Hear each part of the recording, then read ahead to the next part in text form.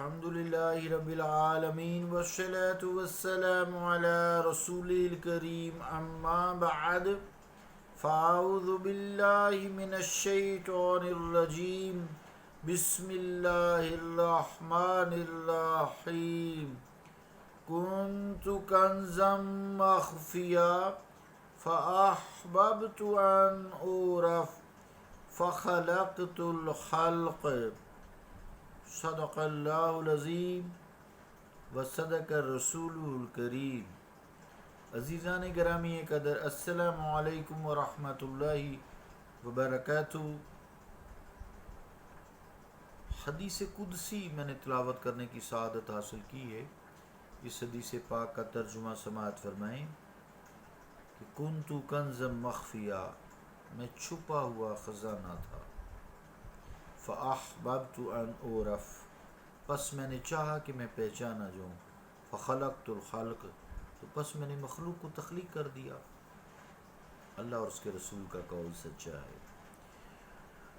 تو شعر کی تشریح چل رہی تھی، وہ یوں تھا کہ حضرت نصیر الدین شاہ صاحب رحمۃ اللہ علیہ کے والد گرامی حضرت معین الدین المعروف بڑے لالا جی رحمۃ اللہ علیہ کا یہ شعر ہے کہ کہیں شکل عابد کہیں شکل معبود ہے، اصل میں ایک ہی ذات موجود، جو پردہ اٹھا پھر ہوا صاف مشہود، وہی ذات مطلق مقید بنی ہے۔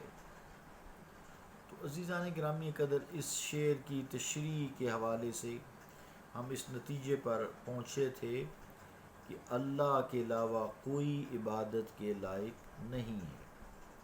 اللہ وحدہ لا شریک ہے، اس کی ذات و صفات میں کوئی شریک نہیں ہے۔ البتہ اس کائنات کی جتنی چیزیں ہیں جنہیں ہم تعینات کہتے ہیں، یہ اس کی صفات کا اظہار کرتی ہیں، اور اسی سے اس کی موجودگی کا پتہ چلتا ہے۔ وہ اپنی صفات کے ذریعے ہر جگہ موجود ہے۔ اسی کو شعراء نے بھی صوفی شعراء نے اپنے کلام میں ظاہر کی ہے اور بات کی ہے۔ افسوس کہ کچھ لوگ نہ سمجھ سکے، یہ ان کی اپنی عقل ہے یا عقل دی ہوئی ہے، ان کے اپنے استعمال کا اختیار ہے۔ جیسا کہ چشتی بزرگ حضرت خواجہ غلام فرید رحمۃ اللہ علیہ فرماتے ہیں، خود عاشق خود معشوق بنیا، سبحان اللہ سبحان اللہ۔ یا یہ آپ ٹی وی پہ سنتے ہیں، آخر میں ہم یہاں تک پہنچے تھے، مینڈا جسم وی توں مینڈا روح وی توں مینڈا قلب وی توں جند جان وی توں۔ اسی طرح ہر صورت وچ آوے یار، کر کے ناز ادا لکھ وار۔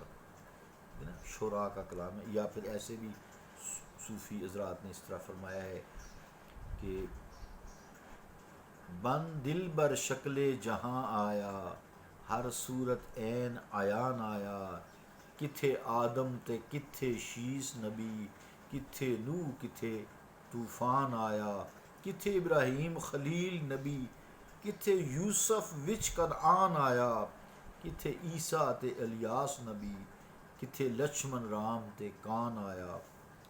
یہ دیوان خواجہ فرید صفحہ 8 مطبوعہ عزیز المطابع بہاولپور کے حوالے سے یہ اشعار میں نے آپ کی نظر کیے ہیں۔ تو ان اشعار میں جو میں نے بھی پڑھے ہیں، جہاں شکل یا جسم کے الفاظ استعمال ہوئے ہیں، ان کا یہ مطلب عزیزان گرامی قدر ہرگز نہیں ہے کہ تعینات کی جو شکل ہے یا اس کا جو جسم ہمیں نظر آتا ہے وہ ذات باری تعالیٰ کا وجود ہے، ایسی بات نہیں ہے۔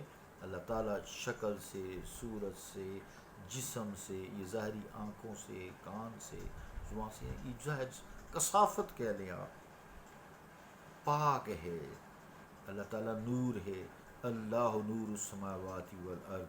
تو اللہ تعالیٰ نور کی کوئی شکل نہیں ہوتی۔ آگے جائیں گے ہم، آپ جیسے بجلی کو یا روشنی کو اگر آپ نور کہہ لیں نا، تو اس کو جس چیز میں بھی آپ مقید کر دیں، جیسے کہ شعر میں بھی لفظ ہے، تو وہ بظاہر اسی کی شکل لگتی ہے لیکن ہوتی نہیں ہے۔ حلول کا بھی عقیدہ کفرانہ ہے، مشرکانہ ہے۔ اللہ تعالیٰ نے کسی مظاہر فطرت میں یا تعینات میں حلول نہیں کیا، اس کی صفات اپنی جگہ پر قائم رہتی ہیں، حل نہیں ہوتی۔ حلول کیا؟ حل ہونا، جیسے پانی میں چینی حل ہو کے تو اس کو میٹھا دیتی، چینی پھر نظر نہیں آتی۔ تو یہ ساری باتیں تھوڑی سی وضاحت سے سمجھنی پڑتی ہیں۔ پھر آتا ہے تو اریاض باللہ، اس کی ذات تو اجسام سے، اشکال سے وراء الورا ہے، پاک ہے۔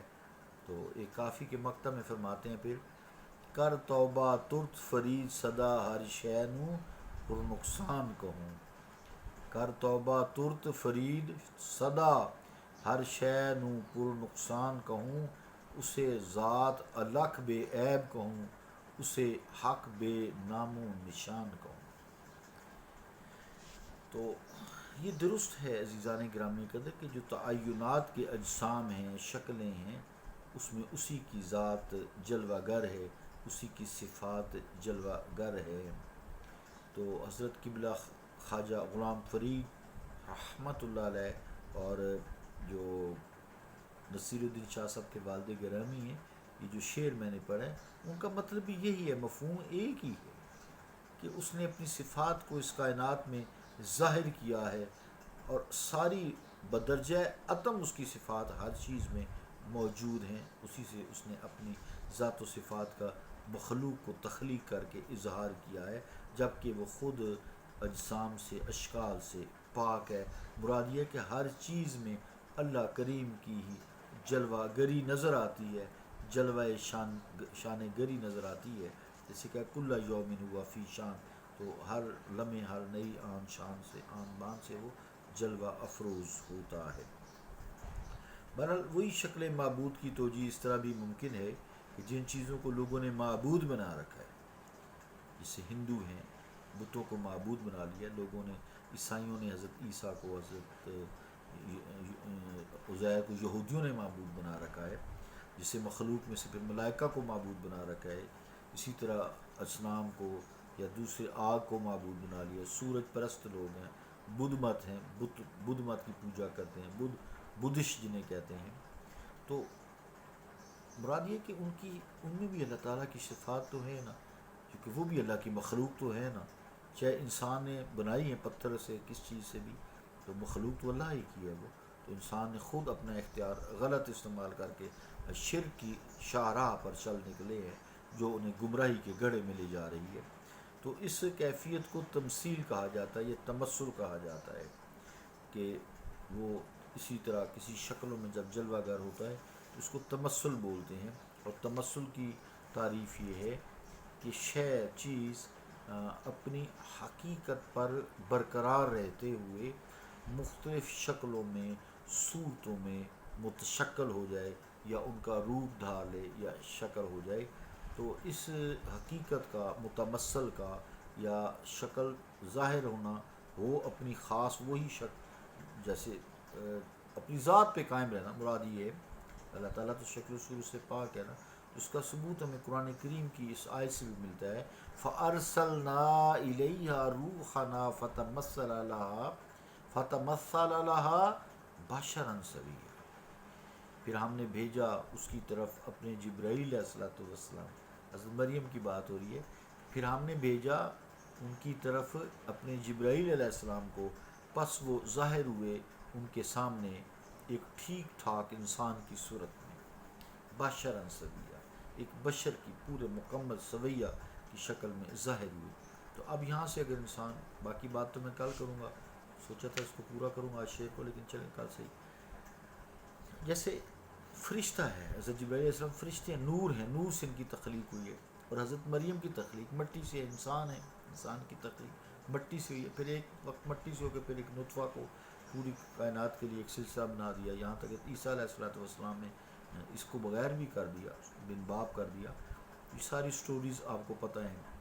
تو حضرت جبرائیل کو جب بھیجا حضرت مریم علیہ السلام کے پاس، تو بشراً سویہ، مکمل انسان کی شکل میں ظاہر ہوئے نا، تو مراد یہ کہ نور تھے، انسان کا روپ دھارا، انسان کی شکل میں آئے، سامنے ظاہر ہوئے، جو بھی ہوا، یہ واقعہ آپ کو پتہ ہے، ہم پیچھے پڑھ رہے ہیں قرآن کریم میں بھی۔ تو پھر اس کے بعد جو ہے نا ظاہر ہوئے، تو مکمل بشر کی شکل تھی نا، نور کی شکل میں نہیں تھی. تو اس سے ہمیں یہ بھی نتیجہ ملتا ہے کہ نور بشر میں تبدیل ہو جاتا ہے اللہ تعالیٰ کے اذن سے. نور بشر میں تبدیل ہو جاتا ہے اور پھر بشر نور میں تبدیل ہو سکتا ہے اللہ تعالیٰ کے اذن سے. اگر یہ آیت ہی سمجھ آ جائے تو بہت سارے مسائل اس سے حل ہو جاتے ہیں کہ بشر نور میں تبدیل ہو جاتا ہے، ہوا ہے، قرآن کریم نے کہا ہے، اور نور بشر میں تبدیل ہو جاتا ہے. حضرت جبرائیل نور تھے تو فتمثل اللہ بشرا سویا، تو مکمل بشر کی شکل میں ظاہر ہوئے، تمثل کیا، روپ دھارا، شکل اختیار کی. پھر جب اپنا کام پورا ہوا تو پھر بشر سے نور میں کنورٹ ہو کے پھر آسمانوں کی طرف سدھار گئے. اللہ رب العالمین ہمیں دین کی صحیح سمجھ عطا فرمائے، اس پہ عمل عطا فرمائے، اور خصوصی طور سے یہ جو ہماری گفتگو ہوتی ہے یہ اللہ تعالیٰ سے قرب کے لیے ہوتی ہے کہ اس کی ذات و صفات کو پہچانا جائے، اس کی ذات و صفات کے نور میں انسان غوطہ لے، غریق ہو، ڈوبے. پھر اسے اللہ تعالیٰ جو مزہ آتا ہے نا مخلوق ہونے کا اور پھر خالق کو تسلیم کرنے کا وحدہ لا شریک، وہ مزہ ہی اپنا ہے الگ ہے. صلی اللہ تعالیٰ علی رسول خیر خلقہ محمد وعلی آلہ و اصحابہ اجمعین برحمتک یا ارحم الراحمین.